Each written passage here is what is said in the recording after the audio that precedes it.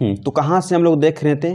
देखिए part number जो है ना 5 को हम अब देखना अब स्टार्ट कर रहे हैं। देखिए मेरे भाई क्या है, तो हम आज जो है ना वो पार्ट नंबर यानी कि 5 को यानी कि देखना स्टार्ट करें। इससे पहले अगर जितना भी क्लास को बनाया गया 1 से लेकर 4 तक तो नहीं देखे हैं तो बस आपसे रिक्वेस्ट है, कुछ नहीं है, क्लास को आप देख कर आइए, उसके बाद इस क्लास करिए।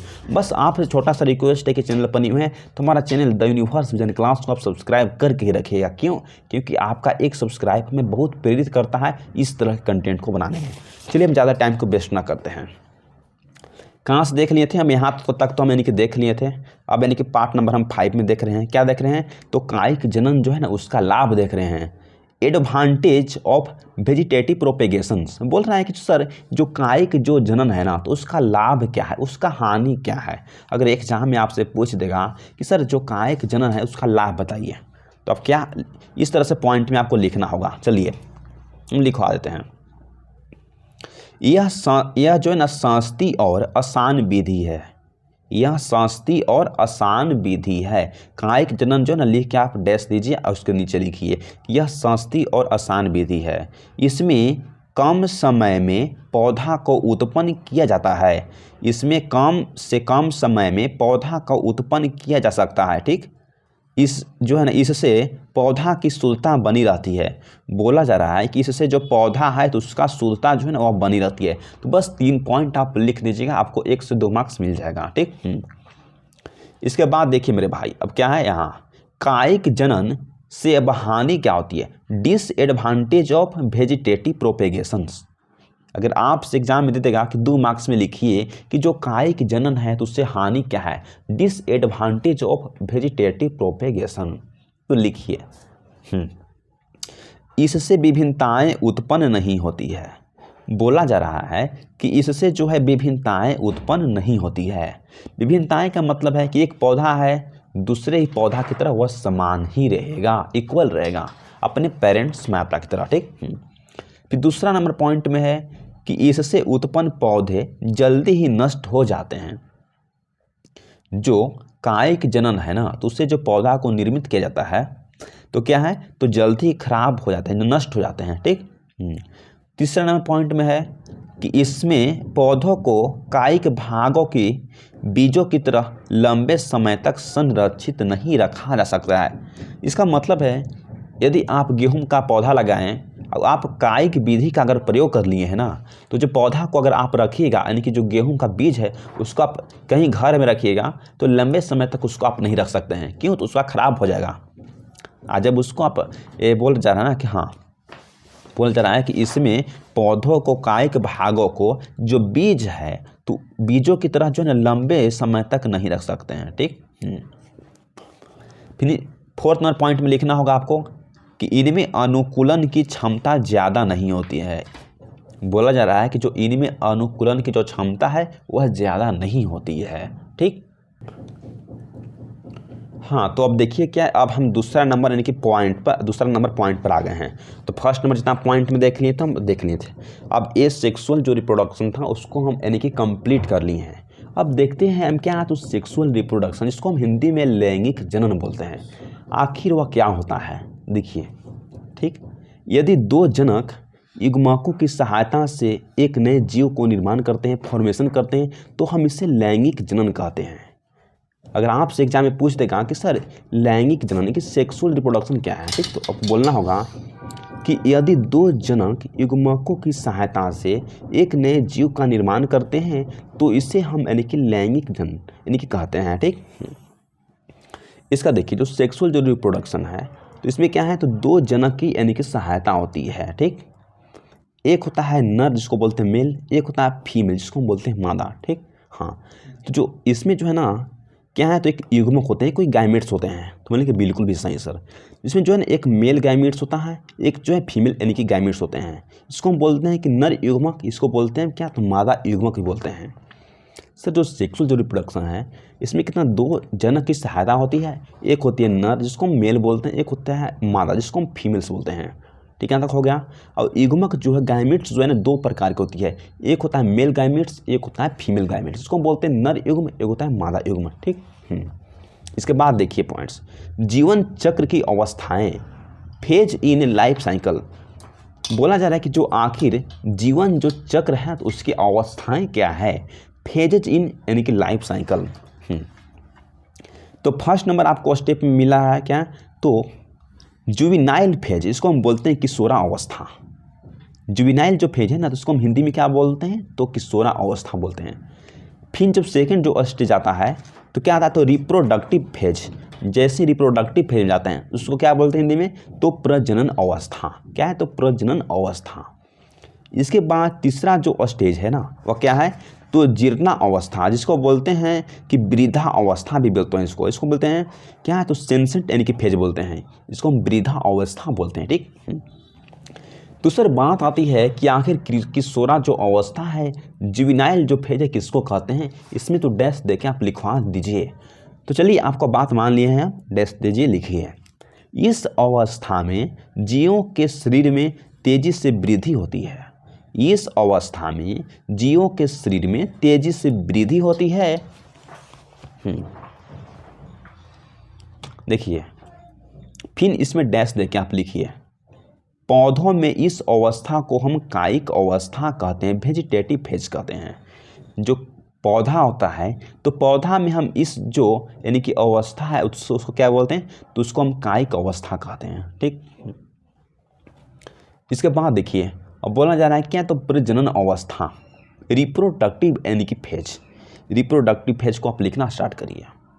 इस अवस्था में जीवों के शरीर में प्रजनन की क्षमता विकसित होती है, तो इसे ही हम प्रजनन अवस्था कहते हैं। बोल रहा है कि इस अवस्था में जीवों के शरीर में प्रजनन की जो क्षमता है वह विकसित होती है, तो इसे ही हम प्रजनन अवस्था कहते हैं। इतना तो हो गया, इसको लिख लिए होंगे। हाँ, इसके बाद आप इसमें डैश देके आप लिखना स्टार्ट करिए कि जो प्रजनन अवस्था की जो प्रारंभिक काल को हम यौनारंभ यानी कि क्या बोलते हैं, प्यूबरिटी कहते हैं। बोल रहा है कि जो प्रजनन जो अवस्था की जो प्रारंभिक जो काल को हम यौनारंभ यानी कि प्यूबरिटी कहते हैं। ठीक, यहाँ तक तो लिख लिए होंगे। इसके बाद देखिए कि जो प्रजनन अवस्था दो प्रकार के होता है। जो प्रजनन जो अवस्था है ना वह दो प्रकार के होता है। तो फर्स्ट में क्या होता है, तो पादप प्रजनन अवस्था। सेकंड में क्या होता है, जंतु प्रजनन अवस्था, जिसको क्या बोलते हैं, तो प्लांट ब्रीडिंग फेज बोलते हैं। इसको क्या बोलते हैं, तो एनिमल ब्रीडिंग फेज बोलते हैं। तो सर बात आती है कि जो पादप प्रजनन जो अवस्था है तो इसमें कितना यानी कि पार्ट्स आते हैं, कितना यानी कि पॉइंट आते हैं। और जो जंतु जो प्रजनन जो अवस्था, जो एनिमल जो ब्रीडिंग जो फेज होते हैं ना, तो सर इसमें कितना पॉइंट्स आते हैं। हाँ, तो इसमें जो है ना मोनोकॉर्पिक यानी कि पौधा होते हैं, और सेकंड में क्या है, तो पॉलीकॉर्पिक पौधा होते हैं। फर्स्ट में जो है ना मोनोकार्पिक पौधा, सेकंड में क्या है सर, तो पॉलीकार्पिक पौधा होते हैं। देखिए मेरे भाई, और जो एनिमल ब्रीडिंग जो फेज होते हैं इसमें देखते हैं, इसमें क्या है, तो मौसमी प्रजनन अवस्था, जिसको हम बोलते हैं सीजनल ब्रीडर होते हैं। सेकंड में क्या है, तो सतत प्रजनन, इसको बोलते हैं कंटिन्यूअस ब्रीडर होते हैं। दो तरह के इसमें भी होते हैं और दो तरह के इसमें भी होते हैं। तो इसको आप लिख लीजिए। ठीक, लिख लिए होंगे। चलिए इसके बाद हम लोग देखना स्टार्ट करते हैं। देखिए सर बात आते हैं कि जो मोनोकार्पिक प्लांट्स क्या होते हैं। तो मोनोकार्पिक जो प्लांट्स, इसको आप लिखकर यानी कि डैश दीजिए। ठीक, दे दिए डैश, तो बोलें कि बिल्कुल भी सही दे दिए होंगे। देखिए, ऐसे पौधों जो अपने जीवन काल में एक ही बार पुष्प निकलती है, ऐसे पौधों को हम यानी कि मोनोकार्पिक कहलाते हैं। मोनोकार्पिक प्लांट्स क्या है, तो बोलेंगे कि सर ऐसे पौधे जो अपने ही जीवन काल में एक ही बार पुष्प निकलती है, ऐसे पौधों को हम मोनोकार्पिक यानी कि पौधों कहते हैं। इसका एग्जाम्पल क्या है, तो सर 12 वर्ष में केवल एक बार ही इसका फूल यानी कि निकलता है। इसका एग्जाम्पल क्या है, तो बांस की प्रजातियां। फिर क्या है, तो नीला कुरंजी। ये जो दो गो जो एग्जाम्पल है ना, बहुत बार एग्जाम में लाइन लगा दिया है पूछने के लिए कि जो मोनोकार्पिक जो प्लांट्स जो है ना उसका उदाहरण क्या है, तो बोल लेंगे कि सर बांस का प्रजाति, क्या, तो नीला कुरंजी है। फिर ये भी पूछना है कि जो मोनोकार्पिक जो प्लांट्स जो होते हैं ना वो कितने साल में वह पौधा को पुष्प बनाते हैं, तो बोलेंगे कि सर 12 बरस में वो पुष्प यानी कि निकलता है, उसके बाद न्यू पौधा बनता है। अब कितना, तो हाँ 48 से 100 बरस इसको लग जाता है, 48 से 100 बरस भी के अंदर भी इसको बन सकता है, ठीक। तो देखिए मेरे भाई, अब क्या था, तो अब पॉलीकार्पिक जो पौधा है ना, अब इसको हम देखना स्टार्ट करते हैं। क्या है, तो पॉलीकार्पिक जो पौधा, तो सर हम मोनोकार्पिक पौधा देख लिए हैं, अब क्या देखते हैं, तो पॉलीकार्पिक जो पौधा है ना उसको हम देखना बस स्टार्ट करते हैं, ठीक। तो देखिए क्या है, तो ऐसे पौधे जो प्रत्येक बरस में पुष्प निकलती है या एक विशेष सीजन में पुष्प निकलती है, तो उसे हम पॉलीकार्पिक पौधा कहते हैं। क्या है, देखिए, तो ऐसे पौधे जो प्रत्येक बरस यानी कि पर ईयर में पुष्प निकलती है या एक विशेष सीजन में पुष्प निकलती है, तो उसे हम पॉलीकार्पिक पौधा कहते हैं। तो बोलेंगे सर बिल्कुल भी सही। तो अगर आपसे पूछ देगा कि जो पॉलीकार्पिक जो पौधा है तो इसका एग्जाम्पल क्या क्या हो सकता है, तो हाँ, तो बोलना होगा कि गुलाब का पौधा हो गया, उड़हल हो गया, जामुन हो गया, अमरूद हो गया, संतरा हो गया, अंगूर हो गया, सेब हो गया, etc। इतना जो है ना इस समय क्या होता है, तो पॉलीकार्पिक पौधा यानी कि होता है। तो इसके बाद देखिए मेरे भाई क्या है, तो मौसमी प्रजनक है। क्या है, तो मौसमी प्रजनक है। मौसमी प्रजनक इसको बोलते हैं सीजनल ब्रीडर बोलते हैं। क्या बोलते हैं, तो सीजनल ब्रीडर बोलते हैं, ठीक। हाँ, इसको आप डैश दे के लिखना स्टार्ट करिए। ऐसे जंतु जो एक वर्ष में किसी विशेष मौसम में प्रजनन करते हैं तो उसे हम मौसमी प्रजनक कहते हैं। बोला जा रहा है कि जो सीजनल जो ब्रीडर होते हैं ना, तो ऐसे जंतु जो एक वर्ष में किसी भी विशेष मौसम में क्या है, तो प्रजनन करते हैं, तो उसे हम यानी कि मौसमी प्रजनन कहते हैं। इसका एग्जाम्पल क्या है, तो मेढक है, छिपकली है। इसका जो एग्जाम्पल छिपकली है, मेढक, इसमें क्या होता है, तो मौसमी प्रजनक होता है। इसके बाद देखिए दूसरा पॉइंट क्या है, तो सतत यानी कि प्रजनक, जिसको बोलते हैं कंटिन्यूअस यानी कि क्या है, तो कंटिन्यूअस ब्रीडर। ऐसे जंतु जो एक वर्ष में किसी भी समय प्रजनन कर सकते हैं, वर्ष में किसी भी बार प्रजनन करते हैं, तो उसे हम संतत प्रजनन अवस्था कहते हैं। क्या है, तो ऐसा जंतु जो एक वर्ष में किसी भी समय प्रजनन कर सकते हैं, वर्ष में किसी भी बार प्रजनन करते हैं, तो उसे हम संतत प्रजनन की अवस्था कहते हैं। इसका एग्जाम्पल किसका है, अगर आपसे बोल देगा कि सर संतत जो प्रजनन है ना उसका उदाहरण किसमें है, तो आदमी ह्यूमन जो होता है उसमें, चूहा हो गया, ये सब जो है ना इसमें क्या होता है, तो इसमें जो है सतत प्रजनन की क्रिया होती है, वह साल में ईयर में किसी भी तरह में वह प्रजनन की क्रिया कर सकता है, ठीक। आज जो मेढक होता है, छिपकली होता है ना, वह मौसमी प्रजनक होता है। इसको आप लिख लीजिएगा, ठीक। यहाँ तक तो हो गया है। इसके बाद देखिए अब दिखाते हैं कि जो यानी कि मासिक चक्र क्या है, इसको बोलते हैं मेनस्ट्रुअल यानी कि साइकिल क्या होता है, इसको रज चक्र भी बोलते हैं, इसको हम मेनस्ट्रुअल यानी कि साइकिल बोलते हैं, इसको मासिक चक्र भी बोलते हैं। फिर इन देखिए, फिर इन पॉइंट में क्या है, तो ओएस्ट्रल यानी कि साइकिल, इसको हम मध्य यानी कि चक्र बोलते हैं। ये क्या होते हैं, इसमें देखिए, ये जो है ना नन प्राइमेट स्तनधारी मादाओं में, जैसे चूहा हो गया, कुत्ता हो गया, हिरन गाय में पाया जाता है। इसको आप लिख लीजिएगा, आपसे एग्जाम में पूछ देता है कि सर ओएस्ट्रस साइकिल और यानी कि मेंस्ट्रुअल साइकिल किसको कहते हैं। इसमें लिखना होगा कि नन प्राइमेट जो स्तनधारी जो है ना उस मादाओं में यानी कि पाया जाता है, जैसे चूहा हो गया, कुत्ता हो गया, हिरन गाय में, ये सब पाया जाता है, ठीक। चलिए डियर, तो इसमें देखते हैं क्या है, तो यानी कि मासिक चक्र, इसमें यानी कि प्राइमेट जो स्तनधारी जो मादाएं है ना उसमें इसको पाया जाता है। किसमें, तो लंगूर हो गया, बंदर हो गया और मनुष्य, इसमें जो ना वह मेंस्ट्रुअल साइकिल की जो क्रिया होती है किसमें होती है मेरे डियर, तो लंगूर में, बंदर में, मनुष्य में। और जो ओएस्ट्रस जो साइकिल होता है ना वह किस में क्रिया होती है, तो चूहा हो गया, कुत्ता हो गया, हिरन और इनकी गाय होता है, ठीक। तो हो गया है। इसके बाद अब देखते हैं, यहाँ से देखते हैं हम लोग, ठीक। यहाँ से देखना अब स्टार्ट करते हैं। देखिए, मध्यकाल के आधार पर जंतुओं को 3 वर्गों में यानी कि बांटा गया है। बोला जा रहा है ना कि जो मध्यकाल के जो आधार पर जो जंतुओं को यानी कि 3 भागों में बांटा गया है। फर्स्ट में क्या है, तो यानी कि मोनोस्ट्रस है, सेकेंड में क्या है, तो बायोस्ट्रस है, थर्ड में क्या है, तो पॉलीस्ट्रस है। जो मध्य कनल के जो आधार पर जो जंतु है उसको 3 भागों में बांटा गया है। फर्स्ट में क्या है तो मोनोस्ट्रस है, फिर बायोस्ट्रस है, थर्ड में क्या है तो पॉलिस्ट्रस है। तो सर आखिर बात आती है कि हाँ मोनोस्ट्रस किसको कहते हैं, बायोस्ट्रस किसे कहते हैं या पॉलिस्ट्रस किसको कहते हैं। तो मोनोस्ट्रस का मतलब होता है कि मध्य चक्र वर्ष में एक बार किया जाता है, तो उसको क्या होता है तो उसको हम बोले कि मोनोस्ट्रस होता है। किसमें तो इनके हिरण में पाया जाता है।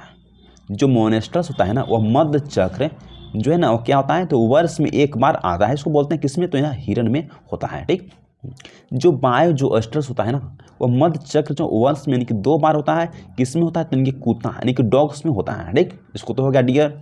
देखिए जो जो स्ट्रस होता है किसमें पाया जाता है तो मध्य चक्र यानी कि जो वर्ष में कई बार यानी कि होते हैं, जैसे चूहा हो गया, इस समय क्या होता है सब पॉलिस्ट्रस होते हैं। इसको आपको याद कर लेना होगा डियर। ठीक, इसके बाद देखिए मेरे भाई क्या है अब जीर्णा अवस्था, जिसको हम क्या बोलते हैं तो सेंसेंट यानी कि फेज बोलते हैं। इसको आप लिख लीजिए, आपको एग्जाम में इसको 1 मार्क्स नहीं 2 मार्क्स से परीक्षाओं में सब पूछता है कि जीर्णा अवस्था क्या कहते हैं या उससे आप क्या तात्पर्य है लिखिए। तो क्या लिखना होगा देखिए, इस अवस्था में जीवों के शरीर में होने वाली जैविक क्रियाएं मंद हो जाती है। जो क्या होता है, हाँ देखिए यहाँ से बोल रहा है कि इस अवस्था में जीवों के शरीर में जो होने वाली जो जैविक जो क्रियाएं जो क्या होता है तो मेटाफिजिकल होता है ना, जो मेटाबॉलिक जो रिएक्शन जिसको बोलते हैं जैविक जो क्रियाएं जो है वह मंद हो जाती है, धीमी होने लगती है और उनके शरीर में क्या होते हैं तो कार्यकी और यानी कि संरचनाएं में कमी होने लगती है और अंत में जीव जो है ना वह मृत्यु हो जाती है। इसी को हम यानी कि जीर्णा अवस्था बोलते हैं। तो जीर्णा अवस्था में आखिरकार होता क्या है देखिए, तो इस अवस्था में जीवों के शरीर में होने वाली जैविक क्रियाएं मंद या धीमी होने लगती है। जैसे मीन्स केमिकल यानी कि रिएक्शन हो गया, कुछ प्रोटीन हो गया, सब क्या है सब कम होने लगता है जैविक क्रियाएं और उनके शरीर के जो ना शरीर के अंदर कार्य की जो संरचनाएं में कमी होने लगती है, उसका स्ट्रक्चर भी बिगड़ने लगता है। जो बूढ़ा आदमी को देखिएगा आप, हाँ, और अंत में जीव जो है उसका मृत्यु हो जाती है और लास्ट में अब नहीं रह सकता है तो उसका निधन हो जाता है। इसको हम जीर्णा अवस्था बोलते हैं। तो आप लोग समझ गए होंगे। अब जीवों में यानी कि लैंगिकता, जिसको हम बोलते हैं कि सेक्सुअलिटी इन ऑर्गेनिज्म, क्या है तो सेक्सुअलिटी इन ऑर्गेनिज्म, जीवों में लैंगिकता किसे कहते हैं, यहाँ से देखना स्टार्ट करते हैं मेरे डियर। तो देखिए हम क्या देख रहे थे तो सेक्सुअलिटी इन ऑर्गेनिज्म यानी क्या है, देखिए क्या देख रहे थे सेक्सुअलिटी इन ऑर्गेनिज्म जो क्या था तो यानी कि जीवों में लैंगिकता को हम देख रहे थे। एक होता है पादपों में लैंगिकता, एक होता है जंतुओं में लैंगिकता। इसको बोलते हैं sexuality in plant, sexuality in animal, sexuality in animal, sexuality in plant, जो पादपों में लैंगिकता और यहाँ जंतुओं में लैंगिकता। ठीक, अब बात करते हैं कि इसको 2 भागों में डिवाइड करते हैं। जो पादपों में जो लैंगिकता है ना तो उसको हम 2 भागों में डिवाइड करते हैं। एक होता है एकला, हाँ क्या है एकली ग्रासाई पौधा, क्या है, एक होता है उभयलिंगाश्रयी पौधा, होता है एक लिंगाश्रयी पौधा है, एक लिंगाश्रयी पौधा होता है और दूसरा होता है उभयलिंगाश्रयी पौधा होता है। ठीक, सर बात करते हैं कि जो एक लिंगाश्रयी पौधा, इसको हम यानी कि इंग्लिश में क्या बोलते हैं तो डायोसिस प्लांट कहते हैं।